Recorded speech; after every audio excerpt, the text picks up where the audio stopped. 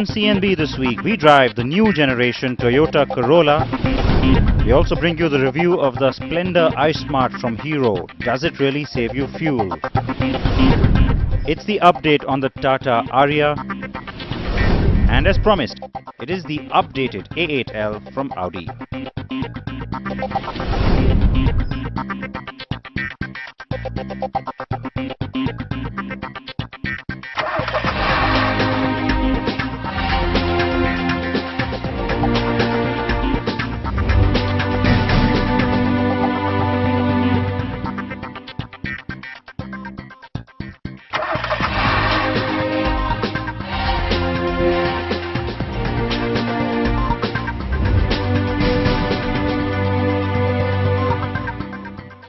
The new facelifted flagship from Audi, the A8L, is now in India. And we've got more details on this program coming up. We've of course seen glimpses of the car, and as you can see, we've got lots on the show today, don't we? Welcome to a brand new episode of CNB. I'm Siddharth Vinayak Patnankar. We'll talk about this car in just a bit, but first we've got to talk about that 11th generation of the Toyota Corolla. Now, since the last gen, it's been called the Corolla Altis here in India. That car failed to inspire in terms of being able to excite the market, do anything that was really different or revolutionary. But of course, it did decently well in terms of sales. So will the new car be able to also fire up the imagination of the consumer? Bala spent some time with the car. Here are all the details.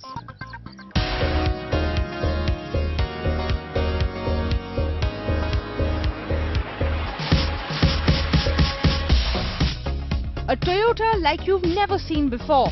Now that's quite a tall claim for a car that's a bestseller around the world, but the new 11th generation Corolla does make a whole new impression the first time you set eyes on it. Now you got to say that Toyota has a bit of catching up to do with the 2014 Corolla Altis, especially with formidable rivals like the Skoda Octavia as well as the Hyundai Elantra really capturing the imagination of this segment. Also in this segment you got to kind of not just impress buyers with a new design, but also really offer something a bit extra that will really get customers talking. But it could have done way more, really. Unlike the previous generation model, which borrowed heavily from older versions,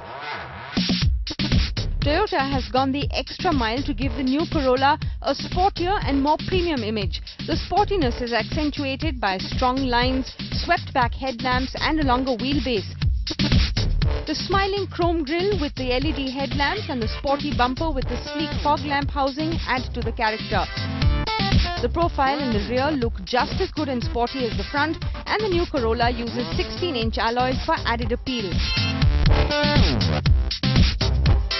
Our planned drive with the new Corolla in Bangalore was relatively limited. Maybe Toyota assumed that since the engines are a carryover from the older car, we'd be happy with a short drive. That was so not cool. Now Toyota has carried forward the 1.8-litre petrol engine from the outgoing model. Fairly smooth and powerful, but there's been really no changes onto it. But where there's been some minor tweaks is in the 7-speed gearbox, which is now fairly smooth and refined, and Toyota claims that it's much more fuel efficient now. Also the steering is fairly quick and responsive, and interestingly also has paddle shifters, which makes the overall ride a little bit more fun.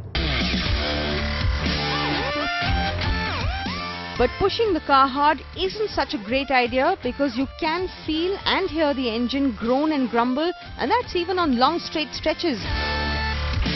But the automatic does cut smoothly through city traffic, and the CVT seems to squeeze out better power delivery when cruising on the highway. Now the diesel. Now the 1.4-litre diesel engine really doesn't do too much to impress.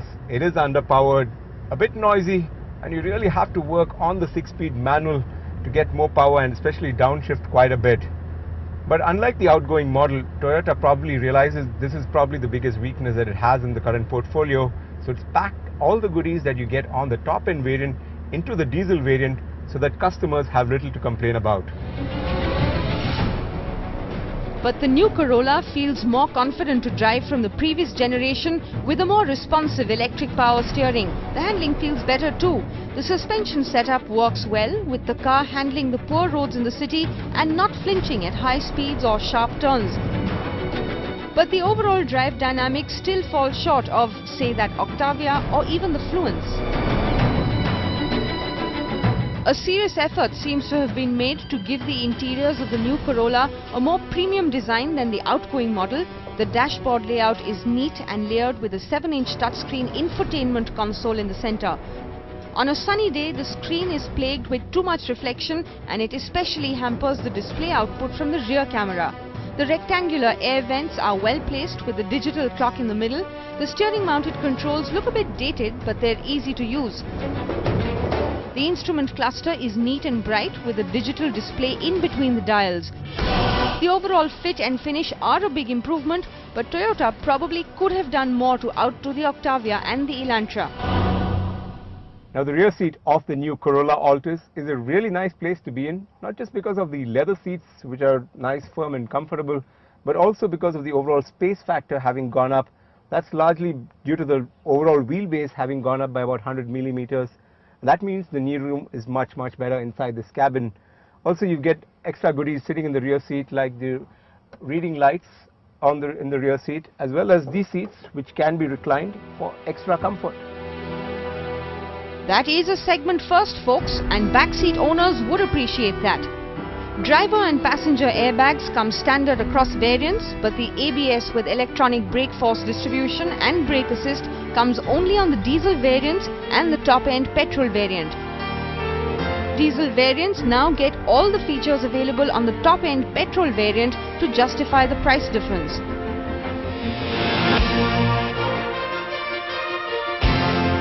Toyota might have made headway with the latest Corolla Altis, especially with its bolder design and additional features, but it could have pushed the envelope a bit further.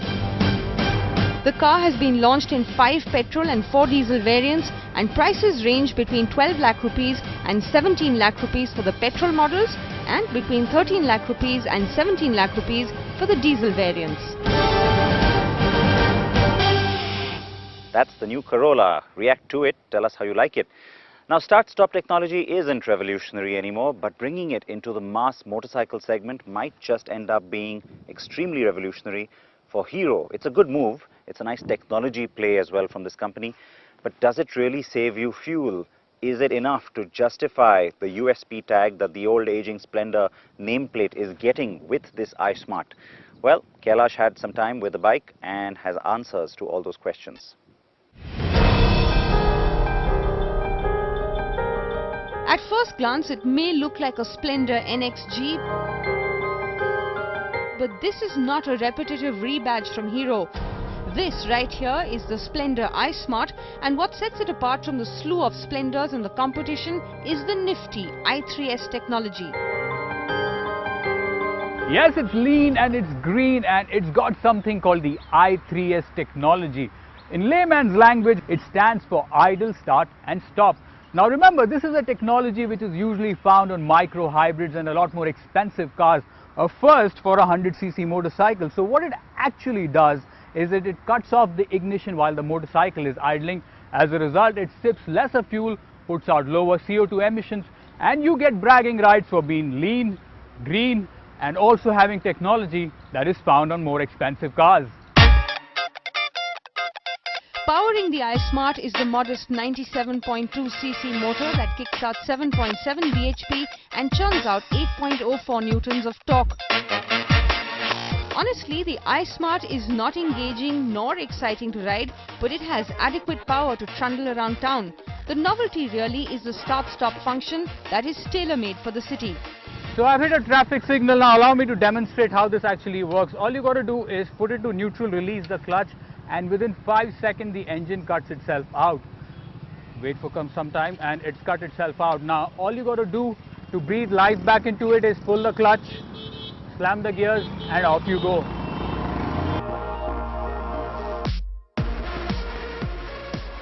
Out on the road, the start-stop works well. The only minor niggle, you have to hit neutral to engage it. So at city crawls, you can't really reap the fuel-saving benefits of the start-stop function. Fuel efficiency figures stand at 92 kilometers to the litre. Compared to its cousin, the Splendor NXG, it's a marginal bump up of 4 kilometers to a litre of petrol. Doesn't sound like much? Well, consider this. If your weekly commute is 150 kilometers, that's 600 kilometers a month. On a regular Splendor NXG, you would consume 6.81 litres of fuel. On the iSmart, the figure is 6.52 litres, which amounts to an annual saving of 3.5 litres of fuel. However, the savings figures could go up if your daily commute is dotted with a lot of traffic stops. Kudos to Hero for kitting the Splendor with start-stop technology, but it needs to now take things further to make sure that the savings, thanks to the iSmart technology, are even more substantial. That will then really appeal to consumers. Twist the throttle and the iSmart gets to 60 km an hour in a swift fashion and stays planted till about 80 km per hour. The 4-speed gearbox is precise and the clutch is light. Glitches include a small rear view mirror that doesn't tell you much about the traffic tailing you. Now another problem is the 130 mm drum brake up front. I mean, it lacks any sort of bite when you clamp down. It's okay at city speeds, but when you have to execute a sudden stop, it fails to inspire confidence. A disc brake on option would have been really nice. Priced at a practical 48,550 rupees ex-Delhi, the iSmart is going to find favour with the commuter who wants to squeeze out more mileage out of every litre of petrol. So, should you buy one? Now, after spending a good 7 hours with the iSmart, I have come to the conclusion that it is a very comfortable commuter motorcycle.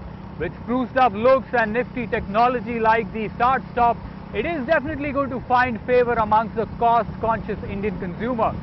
Have to say, Hero has got fair amount of stuff right, and the Splendor iSmart sure does look promising. It is time for a short break here, folks, but we've got our sector snapshot just before we slip into that, and more details on that Audi A8L as promised on the other side of that break.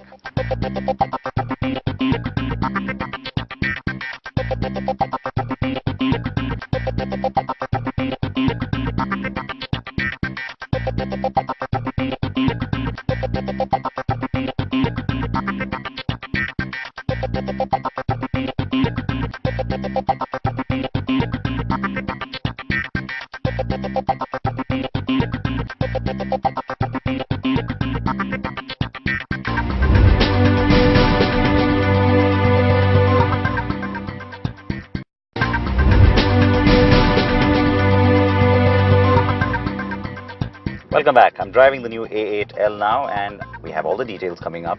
Now, this isn't the car to be driving. Quite honestly, most consumers who get this car are going to be back there. That's a pretty luxurious single seat. You've got all sorts of functions in that seat as well. But I will always be right up here. Here's the review.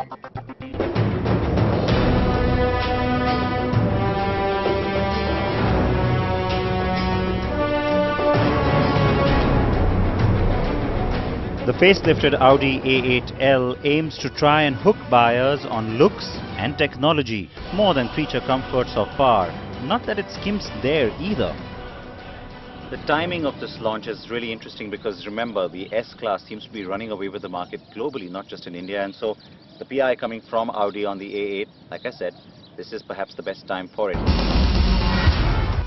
The car maintains its large proportions. At first glance, you don't instantly realize that it is a new car, as it's still very much the third generation A8. So of course it's a superficial makeover. There isn't really a whole lot that's changed with the engines. There is a difference on one of the diesels, I will tell you that in a second.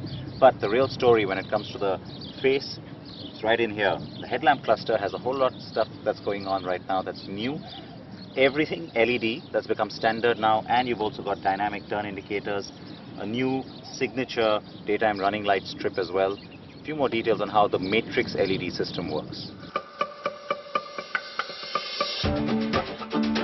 Before that, I have to say I liked the pre-facelift daytime running light strip better, as it defined the car more.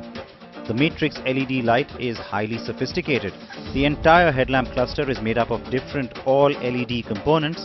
The high beam module itself has 25 different LEDs. The whole system creates possibilities to have 1 billion different light distribution options.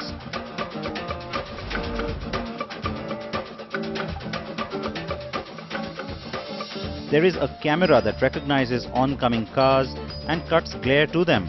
The system also links to GPS, so the car knows where you're going and allows the best illumination of the geography and road ahead. And this includes cornering lights. And the entire system is completely electronic, no mechanical parts to make it run. Now the engine lineup for India remains unchanged, so you'll still have the same variants, but as it does happen with most facelifts, the engines get a little bit of a retuning as well to try and squeeze out a little extra power from them. In the case of the 4.2 TDI, there's a lot more because you're getting 35 horses more than what you had before, so that's going to make a little bit of a difference. Sadly, we don't have the diesels with us here in Dubai today, but what I can also tell you is that the W12 variant will also not get to India in a hurry. It's not going to arrive till the middle of the year. The 4-litre V8 I'm driving is ample and offers a generous 414 bhp along with a peak torque of 600 Nm. India also gets the 3-litre TDI with 247 bhp and 580 Nm of torque, and the unit we will see most buyers likely opting for, the 4.2 TDI that I mentioned, which now has 385 bhp and 850 Nm on board.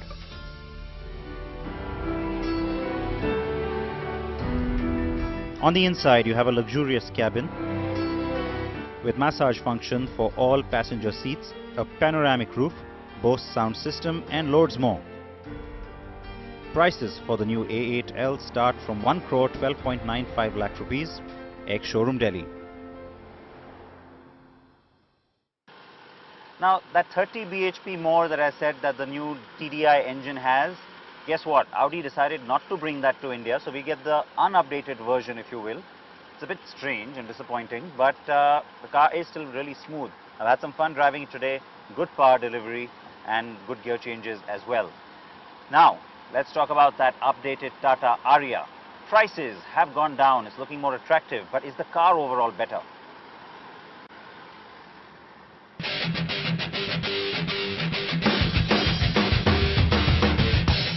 In 2010, Tata ushered in the Aria. It was a bit of everything. It had space, some snob value, and it was kinda SUV-like, what with its 4x4 capability. But the Aria failed to create any flutter because of its price tag. Yes, Tata did spawn an all-new segment with a butch crossover packed with features and a 4x4 option too, but soon they realized people aren't really going out and buying these cars. You know why? They were put off by the pricing, because in 2010 even the base 4x2 model costed a whopping 12.91 lakhs. But now Tata is sweetening the deal by cutting the sticker price by a good 3 lakh rupees. So now the 4x2 base model can be all yours for 9,95,000, and even the full fat 4-wheel drive option is cheaper by a good 75,000 rupees. With the entry-level LX sporting a sub-10 lakh sticker price, it's clear that Tata is taking a stab at the segment leader, the Toyota Innova. And while there are no radical changes to the sheet metal, there are a few cosmetic changes. Now if you look hard, probably you will notice the front headlamps now get a blacked out treatment. On the sides it's pretty much the same except for the Aria decal.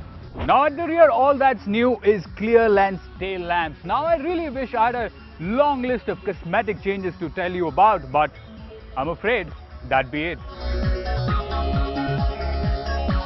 But there is more than what meets the eye. The real work has gone in retuning and refining the 2.2-litre Varicord diesel engine.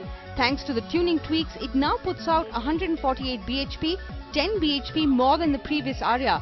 The engine now comes across as more refined. Now the problem with the previous Aria was that it lacked the low-end grunt. I mean, the moment you went below 2000 RPM, the car would just go limp. I'm pleased to report that problem has been fixed, because the new Aria you get all the 320 Newton meters from as low as 1500 RPM. As a result, you don't have to constantly work the gears to keep the engine on the boil. The gearbox is a little rubbery, the gear shifts are not notchy or precise. And though it's a short throw gearbox, you still do feel a little lost shuffling the gears. So the gearbox could really use some work.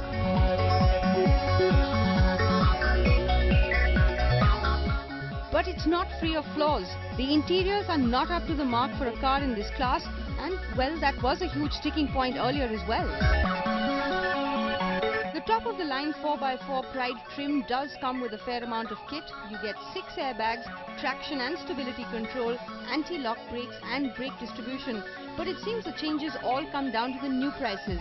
And now Tata will hope to finally make a dent in the Toyota Innova sales numbers. Next week on the program, it's the super-duper red-hot M3 and M4 from BMW. That story is from Portugal and it's coming to you next week, as I said. Besides that, we also have for you the special insight that we managed to get from Tata Motors management on the kind of plan the company has going forward, the zest and bolt included. You also have the chance to ask them your questions, anything you might want to know from them. Here is how you can do that. I'll leave you with that. In the meanwhile, remember, 8:30 p.m. every weeknight on Auto Prime is where you can get your daily dose of auto, and that's on NDTV Prime. Please wear your seatbelts, wear your helmets. Tata Motors will first unleash the Bolt hatch and Zest subcompact sedan in a couple of months. Is this make or break time, or will the Zest and the Bolt lead to a larger product onslaught? All the answers on CNB next week. You can join us for a live chat on Twitter with the Tata Motors top management and ask your questions directly. Saturday at 8 p.m. on NDTV Prime.